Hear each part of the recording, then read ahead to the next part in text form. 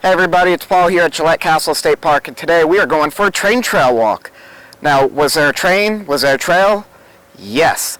So, William Gillette really loved trains. A lot. So what did he do? He built a railroad on the property. Now, we're talking 1927. He spent about $50,000 to have the railroad built. He had two engines. One was steam, one was electric. He had several passenger cars, and then he had about 3 miles of track that went all over the property. Now, the railroad itself is long gone, but we could still walk the rail bed. So we're going to be going through the train trail, checking out all the fun features so we can see what's left of the train at the railroad, and we can also talk about what it was like originally.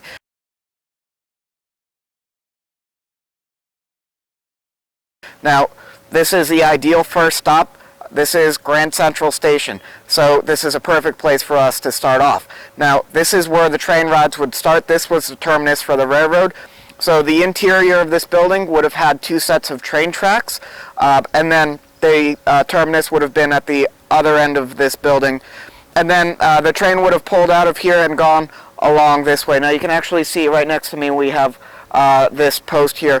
Now, the walls around here have been rebuilt a little bit, so actually the railroad tracks would have actually gone through over on that side, and the long wall actually would have been connected to this column right here, but what we ended up doing when we rebuilt is we pushed the wall further out, so that's what you can see here. So what we are going to do is we are going to make our way down the line, so come along and join me. All aboard! Get it? It's a train joke. Okay, so we'll see you in a minute.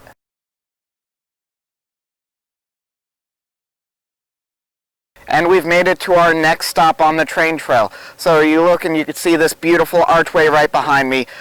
So when the railroad was here, the train tracks would have actually gone along the outer edge of the wall, but of course an archway presents a problem because trains can't float. So William Gillette had a swing bridge built that would go across the archway, so he could use that to keep the train line going. And if he didn't have the train running and he wanted to be able to walk underneath the archway, it was a swing bridge, so he could just push it to disengage it, and he had plenty of space to walk through.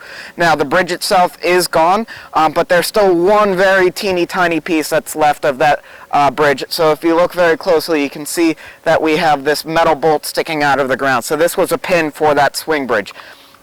And then if you look right over here, we have some train tracks. So this is the last stretch of train tracks that we have from William Gillette's railroad. Remember, I said that this thing was about 3 miles long.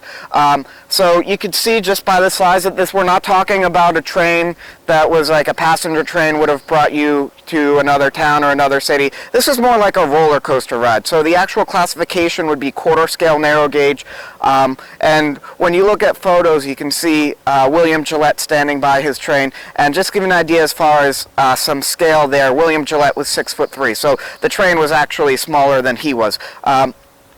So we are going to continue to make our way down the line, and I'll be seeing you guys at the Cedar Gate.